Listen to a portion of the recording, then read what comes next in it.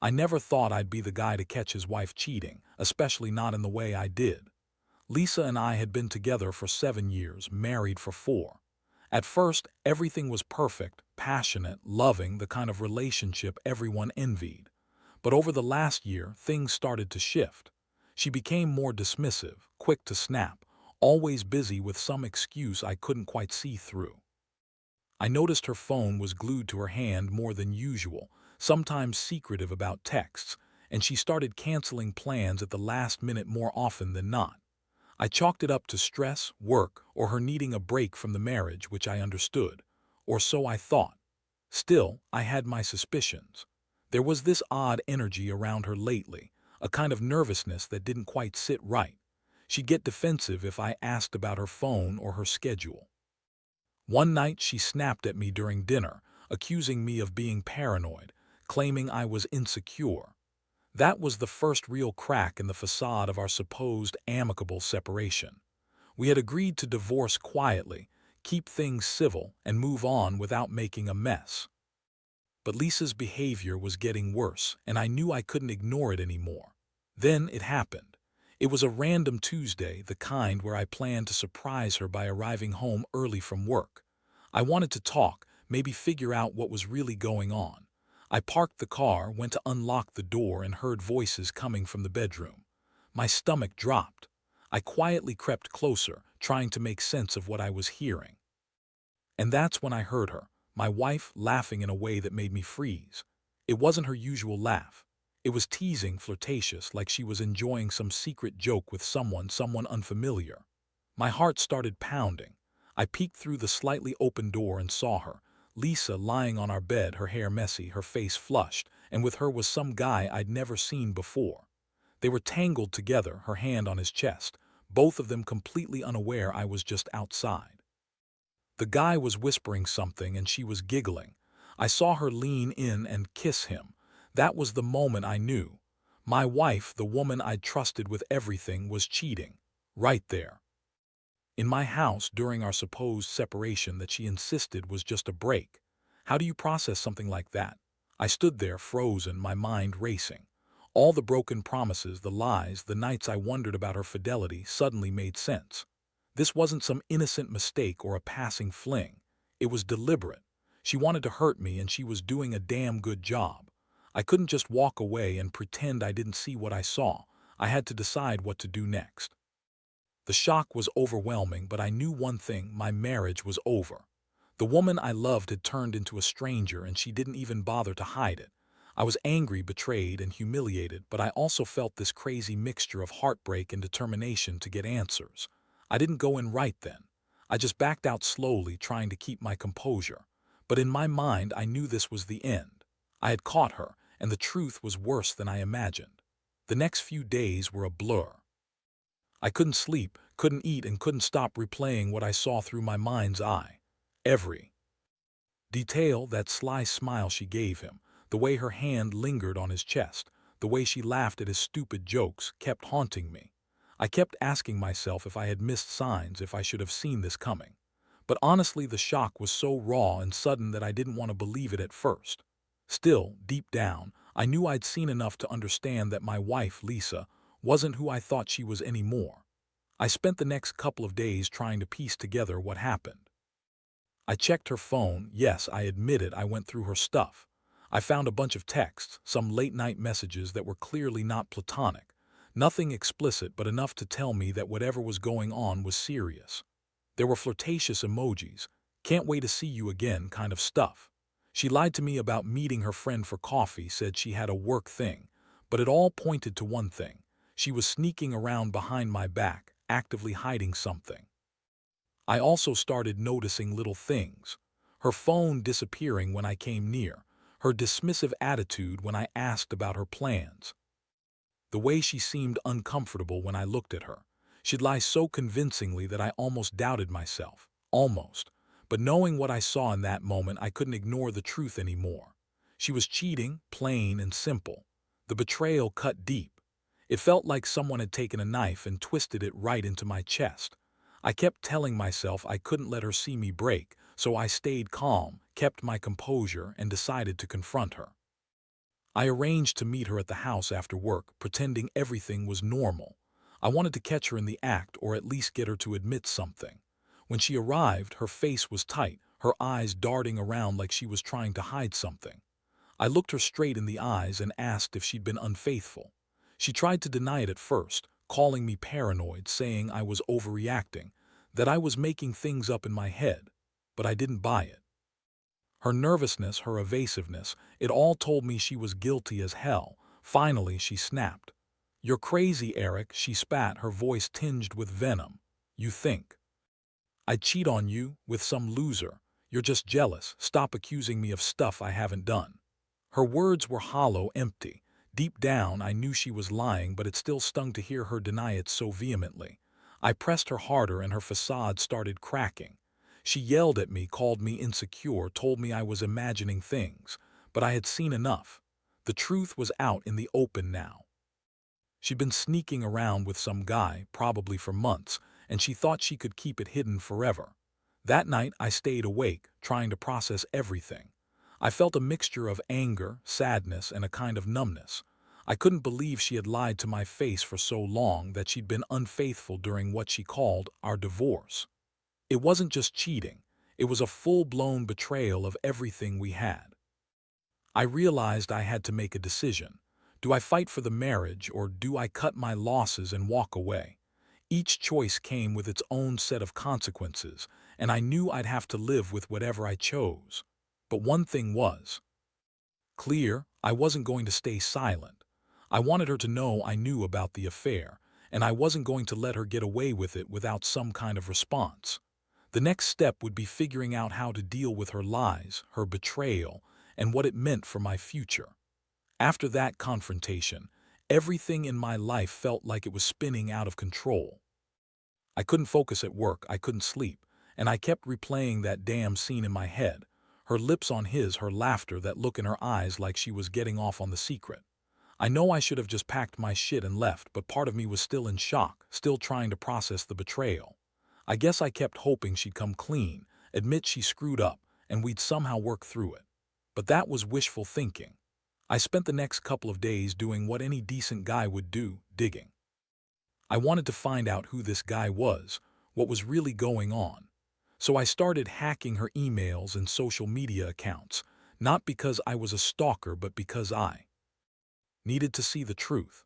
Of course, she deleted most of her messages, but I knew how to find the remnants, cached data, deleted messages that hadn't been fully erased. And I found it.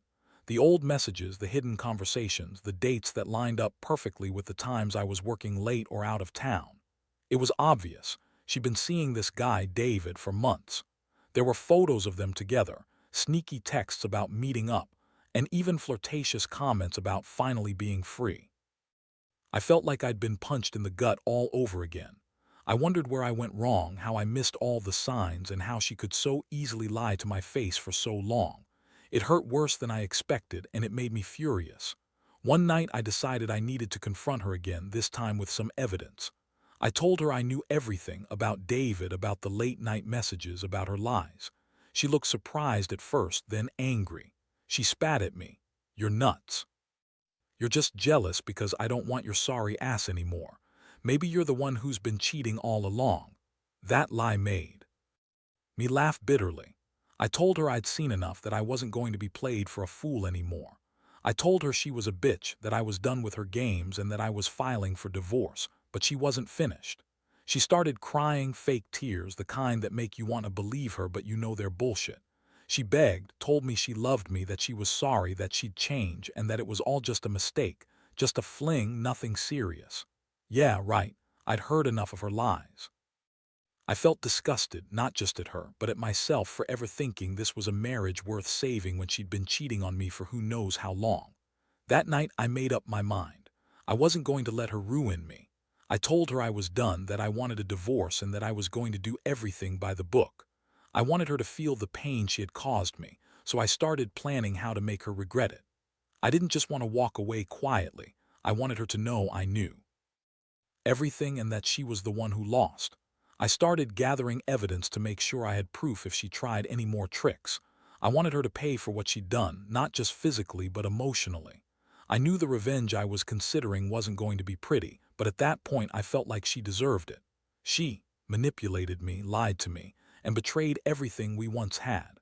I wasn't the type to blow up her life outright. No, I wanted it to hurt in a way she'd never forget. And I knew exactly how I was going to do it. All I had to do now was wait for the right moment. The pieces were falling into place, and I was ready to strike back. The more I thought about it, the clearer it became that I needed to hit her where it hurt most, emotionally, psychologically, and publicly if necessary. I wasn't going to just file for divorce and walk away, not without making sure she knew exactly what she'd lost. I started planning my next move carefully because I knew Lisa. She was manipulative and bitchy, and if I wasn't careful, she'd spin her lies and try to turn everyone against me. That's what she thrived on, throwing blame and guilt around like it was her right. First, I went ahead and filed for divorce. I made sure the papers were airtight, with all the evidence I had collected, screenshots, messages, her calls with David. I also hired a private investigator to follow her, just to document any further sneaky moves. I didn't want to leave anything to chance. If she thought she could keep hiding her infidelity, I was going to make her regret it. My plan was to give her just enough rope to hang herself, and then expose her lies to everyone she cared about. While all this was happening, I also started to reach out to her close friends and family. I told them the truth about her affair, her lies, how she'd been cheating during our separation. Not to trash her, but just to give them the full picture. I wanted to strip away her fake victim act. She was always the victim in her stories, poor Lisa, the wronged wife, when in reality she was the one doing all the wrong. The best part was, I knew Lisa loved to manipulate her image. She'd spin everything to make herself look like the innocent party, the victim of my supposed jealousy or paranoia. Well, I was ready for that. I had the evidence, and I started dropping little hints in conversations, letting her friends and family know what I knew. I wanted her to see that her carefully crafted lies were crumbling. Meanwhile, Lisa's bitchy attitude only got worse. She started lashing out, calling me names, accusing me of inventing stories, trying to turn our friends against me. She'd yell on the phone, calling me crazy, paranoid, a jealous lunatic. But I knew her game. I kept calm, kept gathering more proof, and waited for her to make her next move. Then one day, I decided to take things a step further. I organized a meeting with her at a neutral place, an office I rented where I could confront her in front of a witness. I brought with me all the evidence, every text, every email, the private investigator's report. I wanted her to know I wasn't messing around anymore. When she arrived, she looked angry, defensive, and a little scared. She tried to deny everything, but I just laid it all out: her lies, her cheat with David, everything. Her face turned white. She stammered, then tried to blame me, saying I was crazy or jealous, but I cut her off. I told her I had the proof, that her game was over. That's when she really lost it. She yelled, called me all sorts of names, then stormed out, promising revenge. But I didn't care. I knew I had done everything right. I was finally starting to see her true character, the bitchy, manipulative woman I'd married but no longer recognized. Her lies had caught up with her, and I wasn't going to let her get away with it. The negotiations for the divorce were now in full swing, and I was ready for the final blow. Looking back, I realize how much this whole thing changed me. I still feel the anger and betrayal, but I also learned that sometimes you have to be ruthless to protect yourself. Lisa thought she could cheat and lie her way out of it, but I made sure she paid the price. I don't regret exposing her, even if it's ugly. She deserved to be exposed.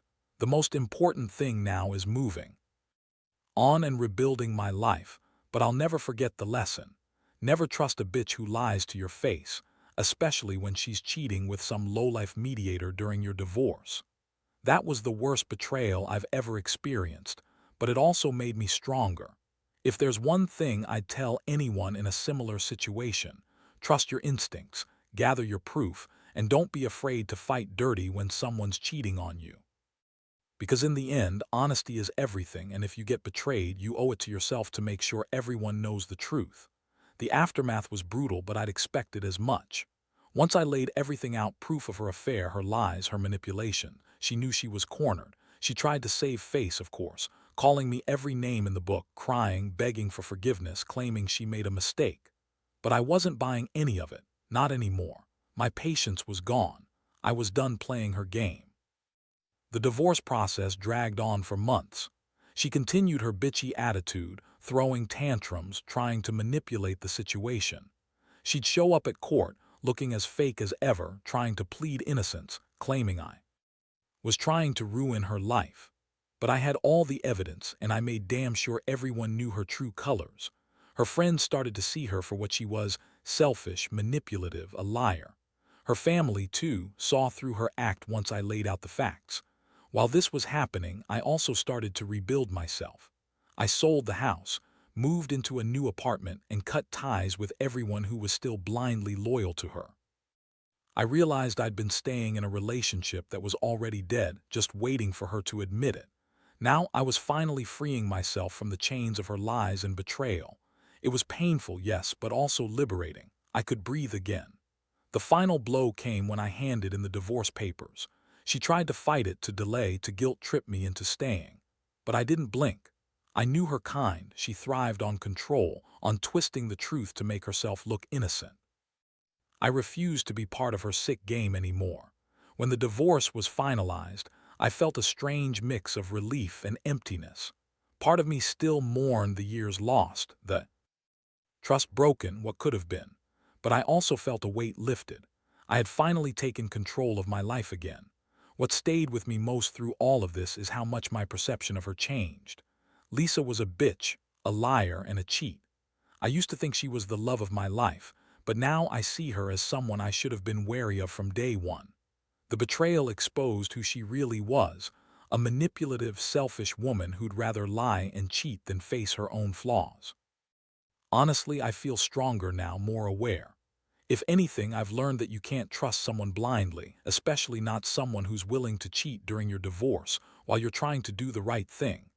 I hope anyone else out there facing the same thing learns from my story. Be vigilant, protect yourself. Don't let anyone, no matter how bitchy or manipulative, drag you down with their lies, because in the end, the truth always comes out. And when it does, you better be ready to fight for yourself and your dignity. This whole experience has been a brutal lesson in trust, betrayal, and survival. I don't regret exposing her, and I don't regret walking away. If anything, I'm grateful for the wake-up call. I'll never let someone like her dominate my life again. And I hope anyone reading this who's going through something similar finds the strength to stand up, gather their evidence, and fight for their peace. Because no one deserves to be betrayed and lied to, least of all by a woman you once loved. Now, looking back, I realize how much I've changed because of all this. I used to think marriage was about trust, about building a life together. But Lisa showed me that sometimes the person you trust most is the one willing to stab you in the back the hardest. It's been a long, painful road, but I've come out of it knowing my worth. I'm not the guy I was when I started this mess. I'm more cautious, more guarded, but also stronger. I don't take bullshit anymore, and I definitely don't let anyone manipulate me again. The key lesson I want to share is this: never ignore your gut. If something feels off, it probably is. And don't be afraid to dig. Sometimes the truth is buried beneath lies and deception, but it's always there. I learned that the hard way. I also learned that honesty, no matter how ugly or painful, is always better than living in a lie. Lisa's betrayal hurt like hell, but it also taught me to value myself more, to respect my feelings, and to recognize red flags early. I've started to rebuild my life from scratch, and honestly, it feels good. I've cut out all the toxic people, including her. I've started seeing new friends, focusing on myself, and even taking up new hobbies. It's not easy, and I still have moments when I feel the sting of everything she did. But I remind myself that I don't have to carry that pain forever. I've faced the betrayal head-on, and I survived it. If you're going through something similar, my advice is simple: hold your ground. Gather your evidence, stay calm, and don't let her or anyone else make you doubt yourself. Because the truth, no matter how harsh, is always better than living in denial. And if you're the one cheating or lying, know that karma has a way of catching up. The universe has a weird way of balancing things out, and trust me, you do. Want to be on the wrong side of that. In the end, I learned that betrayal reveals true colors, and sometimes it's necessary to see someone for who they really are. Lisa was never the person I thought she was. She was just a bitchy, manipulative liar hiding behind a pretty face. I don't need her in my life anymore. I've found peace in walking away, knowing I did what was right for me. That's the final lesson I'll carry. Sometimes you have to lose someone to find yourself. And honestly, that's the best thing that ever happened to me.